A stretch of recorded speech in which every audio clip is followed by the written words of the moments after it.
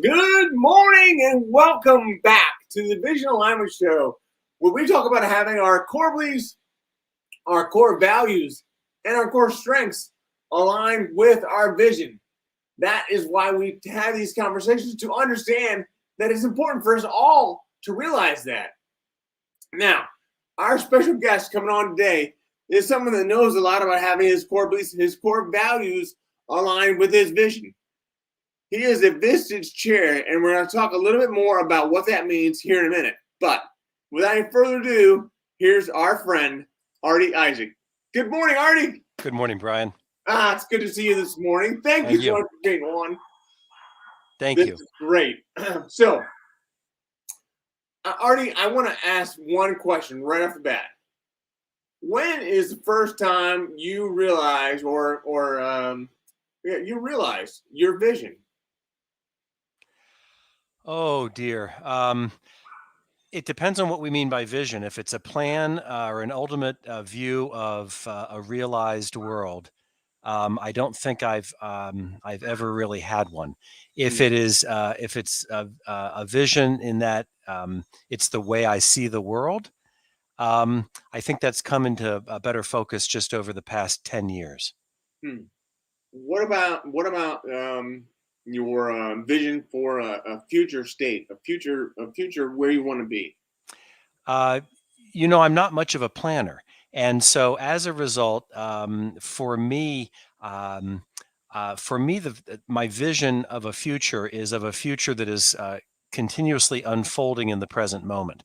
So rather than a distant horizon that I am marching toward, I am very focused, not with a lot of effort, quite naturally. I'm focused on what's going on now. Do I like what I'm doing now? And does that contribute to a positive world around me? So maybe that positive world around me is the ultimate vision, but it's pretty murky. If you look out farther than a couple of days, for me, vision gets very murky. I love it. For our listeners out there, if you want to hear more, stay right there.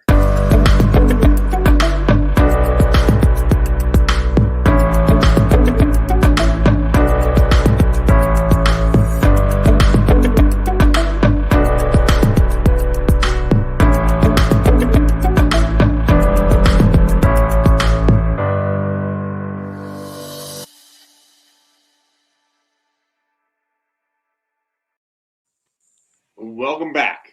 This is great. Artie, I love it. That was awesome. Oh, well, thank you. Just a little something. Oh, it's great. Just a little something we threw together.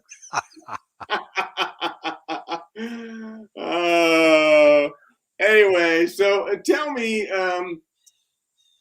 or tell us, not just me, because there's a lot of people out here listening. Tell us your story. How did you get to be where you are? Well, I was raised with good teachers, both at home and at school, and I've been very lucky in many ways, including that. And they taught me 3 skills in high school. I can remember copywriting, improvisation, and cheerleading. I should say writing, not copywriting, but I write. Words for me are very important. I think about words and I listen to them, and to me, words have meaning. Improvisation is important to me. That's part of my focusing on the present moment. Everything in improv happens in the here and now. And cheerleading, I was a cheerleader, and I remain sort of an old-fashioned encourager of people. I love that. Where were you? Go ahead. Well, I was just going to say. So I ended up going to college. I ended up owning a business. I owned an advertising agency for about 18 years and closed it about 13 years ago. And for the past 10 years, I've been leading peer groups of CEOs and other leaders of for-profit and not-for-profit organizations, leading peer groups where they get together and challenge each other. So that gets into the Vistage Chair, which is what you are. So Yeah. tell everyone what that is. Well, sure. Well, Vistage is an international corporation, and I am one of their 1099 subcontractors. And there are about 700 or 800 of us in 25 or more countries, mainly in North America, mainly in the U.S. What I do in my little personal practice is I have groups of anywhere from 10 to 20 people who get together on a monthly basis. They know each other really well very quickly, and they listen to each other's challenges and questions and quandaries, and they give each other very straightforward advice. And along the way of giving that advice, they also reveal that each of them sees the world a little bit differently, and each of them has a both differing and similar visions for the future. And it's in these differences where we start to realize that, oh, you see the world that way, or you solve problems that way, or these are your ambitions. Mine are different. Not me, but each of them talking to each other. Right. They end up learning and growing. We find that people that run enterprises prefer to get non-agenda advice from peers. And so this is a belief that people of a different feather might try to flock together and learn from each other. Okay, so that's the Vistage Chair. Now back to your story of being brought up in and you're doing copywriting or writing, being a cheerleader, and then also so tell us a little bit about the cheerleader aspect. You're a physical cheerleader in high school or what? I was. I like to think of myself as more of a cerebral cheerleader. But yes, I was wearing a sweater and holding a megaphone and cheering with the rest of our squad. We were an all boys school, so there were only certain options as to who would lead cheers. My uncle had done it a long time earlier, so it was just, and it was fun. It was an opportunity to stand up for my peers who were doing things that I guess I believed I couldn't do. Whether I could have played those games or not, I don't know. I became a really big believer in having some sort of audible role in encouraging others, and they really appreciated it. I think it made a difference. Can you tell us what school? Oh, sure. It was the Columbus Academy in Gahanna, Ohio. I'm the class of '78. I am 61 years old and still thinking about it. And proud of it. You know, proud that I did with what I was given. In some ways, I'm also aware of the unfair advantages that I have, and I don't know that I'm too proud of what was given to me. I'm grateful. So gratitude and all that is aside. So how does that make you feel? The awareness of the fortunate life you've been led. Well, for a long time, I just thought of my reality as normal reality, and over time, I came to realize that I've had opportunities and advantages, and frankly, forgiveness for my errors that other people don't necessarily get. And so my we call it privilege, and some people find that a loaded word. Maybe it is. I find that my privilege is maybe second to none. It gives me the obligation, I believe, to recognize that my home runs started with a pretty good leadoff from third base, and that I have to take myself not too seriously. I learned recently that on Google, people Google the term headwind 10 times more than tailwind. People are constantly thinking about what's the wind in my face that I'm fighting against, rather than the wind that already fills my sails. So I had to turn around in my little sailboat and look around and see there are a lot of people and sacrifice that have gotten me to this point. So I don't know. In a lot of words, that answer. In one word, I think I'm called for some humility. Huh. Wow. So what do you think the biggest factor in your success is? Uh, well, the momentum I was given from birth, and then other than that, I really think I've had great teachers. I've not been their best student. Let's be clear about this. There are many teachers still shaking their heads that he didn't try hard enough or he didn't get it. But I got enough, and I worked just hard enough to be able to write, to listen, to increasingly appreciate that we're all one, and what others are saying is important for me to hear. I think that's gotten me a long way. Well, that's good. In terms of hearing, anybody out there that's on this show, if you would share this video out with as many people as you can think of, that would be really great if you do that, because Artie deserves he deserves to be known. So we want to make sure we do everything we can to help Artie in that way. Also, put in a hashtag or put a picture of you winking in your timeline. And when you wink, we want you to think about how important it is to know what makes you unique. And once you know what makes you unique, how do you use that to serve someone else? So all the listeners out there, if you would, please put a hashtag or put a picture of you winking and a hashtag of Brian with one eye and a hashtag of winking with Wagner.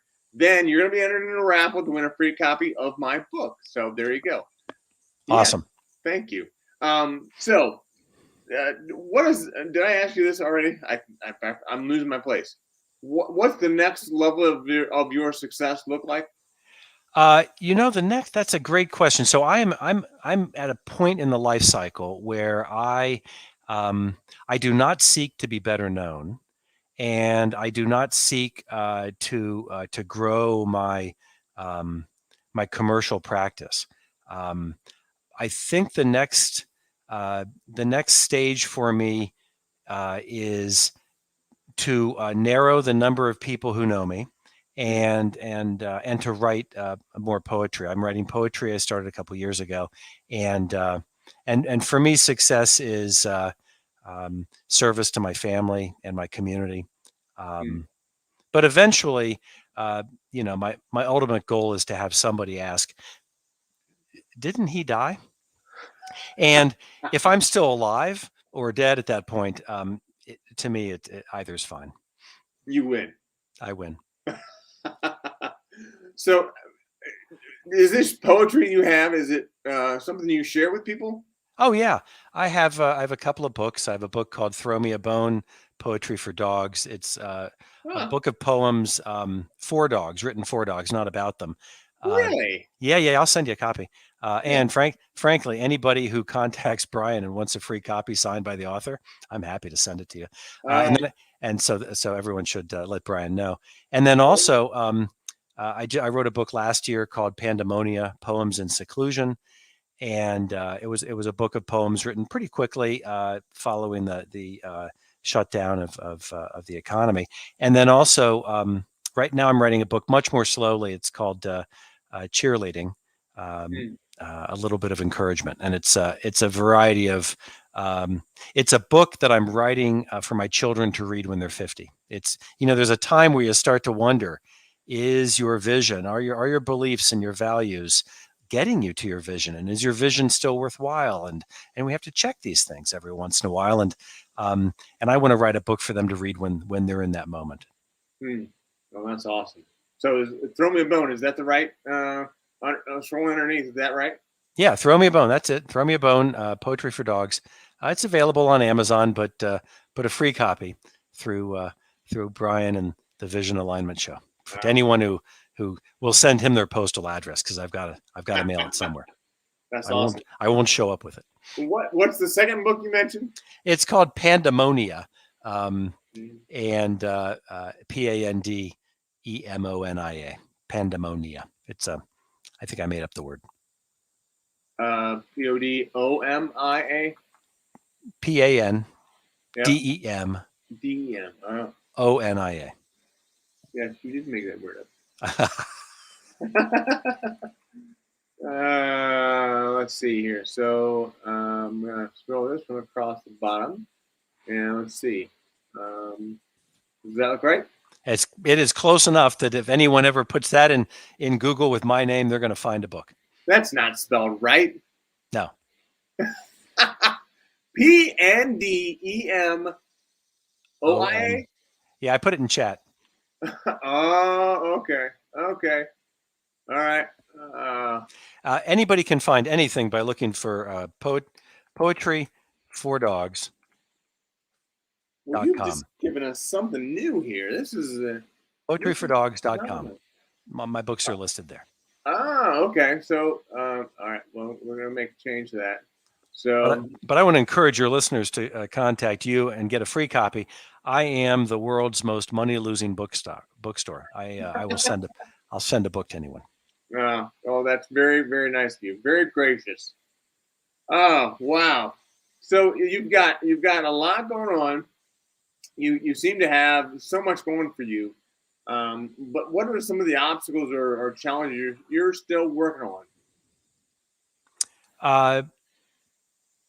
Well, I'm still working on not being regretful about the past or apprehensive about the future. I find that the ego wants to feed on that past apprehension or past regret and future apprehension, and I just I want to be able to simply sit quietly and be doing my work without that. That's one challenge for me. Another is not to be sidelined by fear. The world is neither a benevolent nor a malevolent place. It's just a place. And there are people out there, I think, in the world that would do me harm. I'm Jewish.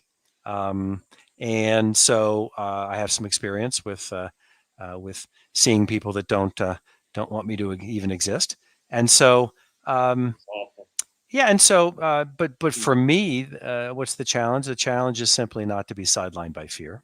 And that can happen. What else are my challenges? I don't have a lot of challenges. I'm a pretty lucky guy. No, that's good. I'm glad. Me too. I'm glad to have you on the show. I'm glad to have you as a friend. I'm glad to have you just here on Earth. So thanks, Brian. You're adding a lot of value. Thank you. So it's good. So we've got a few people on that we want to say hi to. For one, Wes Wyatt said he'd love a copy. Now, I'm assuming he means a copy of the first book. But Wes, let us know what book you like a copy of. I can make this easy. Both are coming. So what I do is I ask people, do you like dogs? And if they say yes, then I send them everything. So perfect. So yeah, and then we've got Mark Gasser on, a good friend of the show as well. So he's appreciative of us sharing your story, Artie. Look forward to, and he shared out the video as well. And then our good friend Randall Reeder is on. Hi, Randall. Hopefully you're doing well. And if you would like a copy of the book, also please send that our way and let us know what you like. And then our good friend Linda, yes, Linda says good morning, but then she goes on to say dogs are awesome. So we honor that sort of philosophy. Well, that's great. Whoa. So Artie, this is incredible. So I've got to ask, for all our listeners out there, who sees your blind spots? I live with my beloved Elisa Isaac, and she observes them. She sees my blind spots in my behavior. She doesn't know why I do the thing I do, and she might ask, "Why are you doing the thing you do?" And I would tell her my how I view the world. And she'll say, "Oh, well, that would explain why you would leave the refrigerator door open or something." And so Elisa's pretty good at that. I also, in these peer groups, there are a lot of people who have very divergent. I'm here in Ohio, very divergent politics, very divergent views of macro and micro issues, and so they will. They're always happy to inform me when they think that I am I'm mistaken in the way I'm perceiving the world around me or my own behavior. So I don't lack for people. I feel like I am living with people holding mirrors up all the way around me, right? Everywhere I look, I see somebody telling me what they're seeing.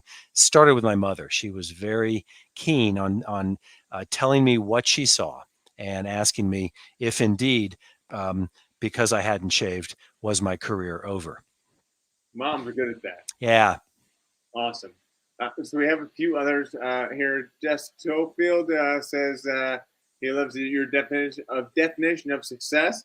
And remind us what that definition was. Oh, the ultimate goal was to be forgotten. So I think I can achieve that. But what is success? Success for me is being able to live in the present moment so that I am attentive to others' need to be in the present moment, right? So if I'm able to be present for you, for us here right now, then I might be better able to help draw others into the present moment where they are not saddled with past regrets or future apprehensions. We are in this moment, living a moment of bliss. Everybody's with Brian in this moment. Vision alignment. We're thinking about important stuff in this present moment where we are in delight.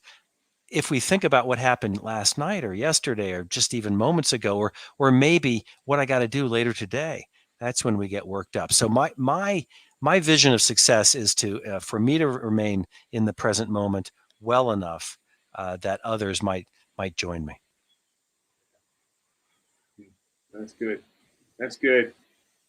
Our friend Wes says he doesn't like dogs. He loves dogs. Wes, thank you for being on. Appreciate you. And then Jess also loves the side of you that in your service of family and others. So we got lots of great comments coming on today. So thank you.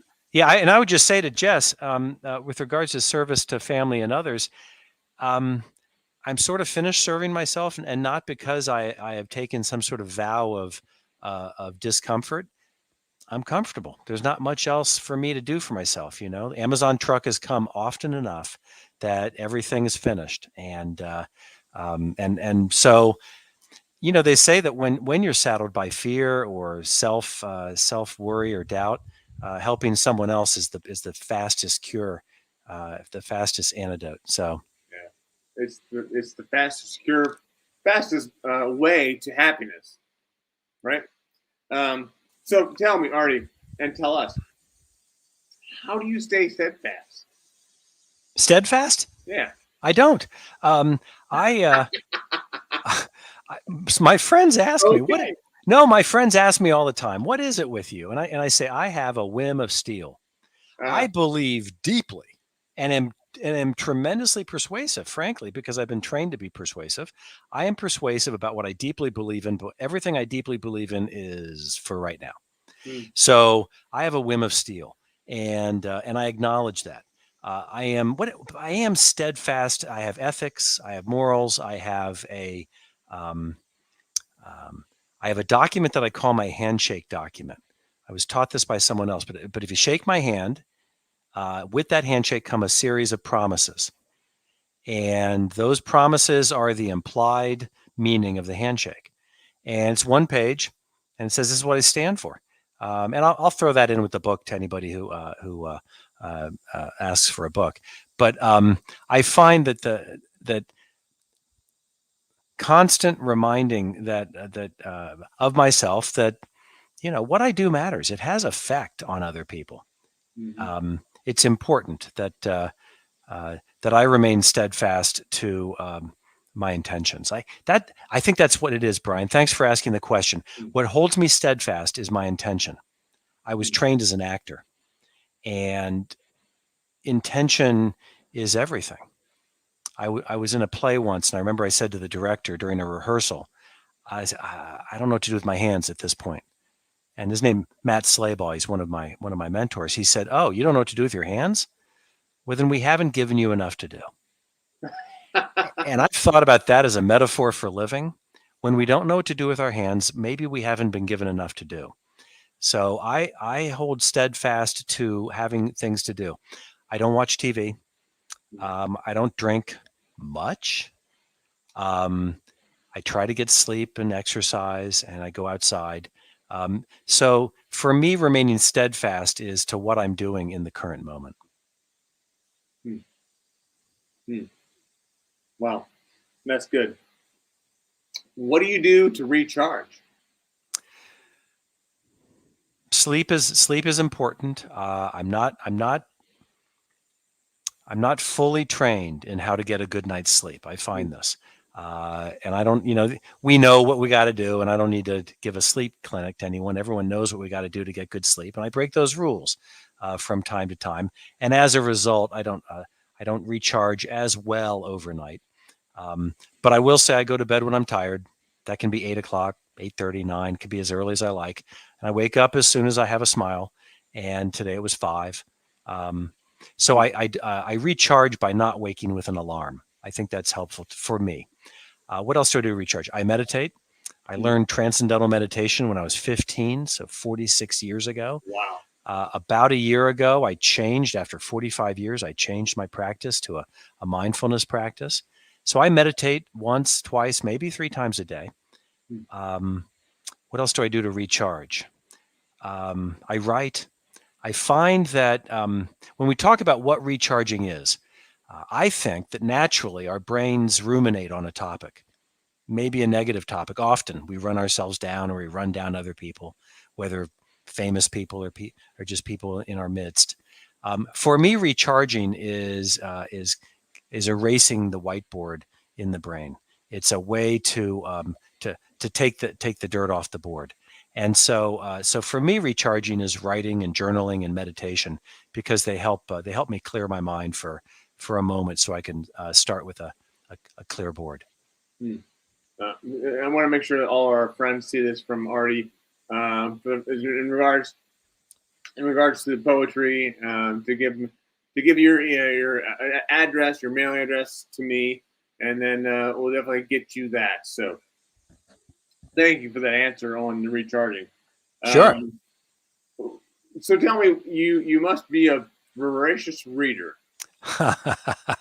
Well, okay. So listen, there are a lot of neuroses here, and we're not going to get all of them covered today, but I am not a voracious reader. I am neither. I am a reluctant reader. I am a reader. Someone said, what are you reading right now? Someone asked me recently, what are you reading now? And I said, well, I'm reading the sentence I just read, because I have to reread it, because I find, I don't have, or I haven't developed. I don't want to make it sound like an attribute. I think it's a skill that I've not yet developed. Yeah. I'm not attentive enough to reading. And I think the problem is it's more egotistical than that. I think that when I'm reading, I'd rather be reading what I'm writing. And so I am more inclined to write than to read. So people that read to relax, and I live with them. Our kids are that way. Yeah. Elise is very much that way. I am filled with really delight for them, and not just a little bit of envy that I don't have that same ability to disappear into a book. So I'm not a voracious reader. This morning I read one poem by Alvin Albert, a Harlem writer, now deceased. I know his daughter. And I wrote a poem this morning, so I got even. I read one and I wrote one. Artie, is there any of your poetry that you can share with us?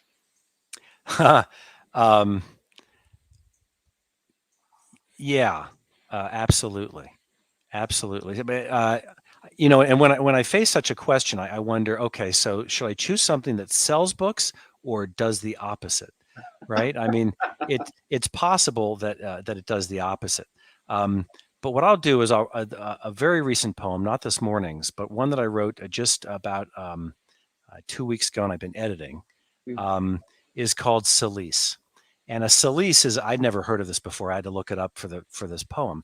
A silice is like a garment. It's a shirt. It's like a hair shirt, and it's worn by someone generally in the Middle Ages, but I imagine there are still people who do this, for the mortification of the flesh, for people who have sinned, which is all of us, and who want to repent, which is a few of us. They might wear this shirt because it makes them uncomfortable and attend to their redemption. Celise. Celise, I don't know if I'm allowed to share my screen. And Can you? let's find out. I don't know if you're seeing it. Oh, I see. Hang on. Not yet. I gotta make something possible, and I think I can do that really quickly.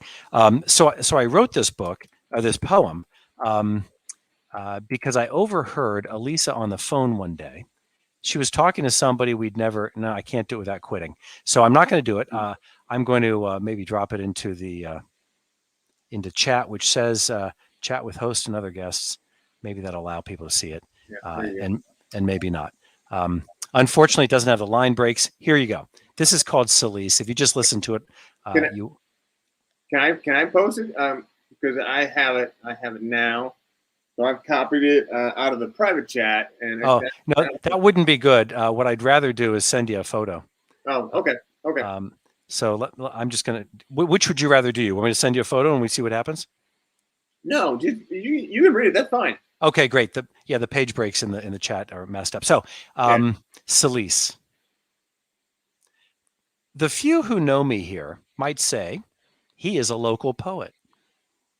I smile because no one elsewhere ever called me such a thing.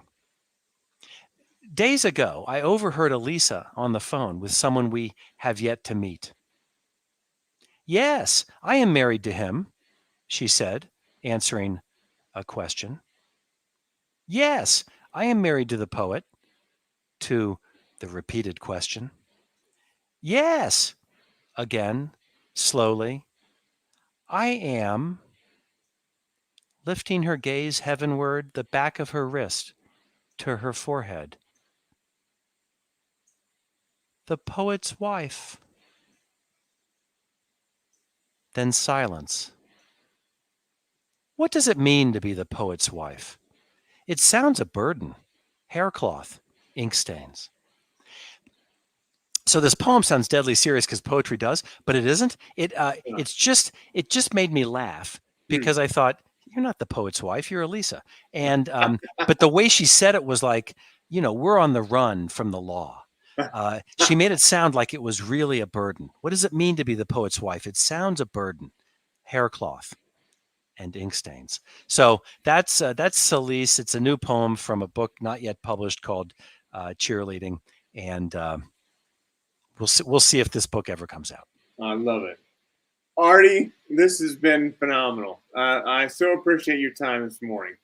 Thank you, Brian. Me too. I appreciate what you're doing, and I do appreciate the need for us to align our visions, and the idea that that I claim I have no vision of a distant future. I think I do have a vision handed down by prior generations of a world redeemed, of the finishing of creation. It's we are here, if there's a meaning of life, to finish the creation of this world, and you only need to go as far as today's headlines to realize this world is not fully finished, and we are here to do that. So I think I have some ethical vision. Yeah, well, that's great. Thank you so much for being on today. I really appreciate your time. If you wouldn't mind hanging out in the green room, I'll be there. That would be phenomenal. So I will close out the show, and then we'll get back to you. But I also wanted to make sure that we've answered any other questions that were out there. So if you're listening to this live, put the hashtag live, and then let us know where you're coming in from. And if you have any questions for Artie, we're going to answer them afterwards. If you're listening to the replay, put a hashtag replay, and then we'll also get back with those questions afterwards with Artie. So again, thank you so much, Artie. Thanks, care. Brian. Thank you. All right. Oh, wow.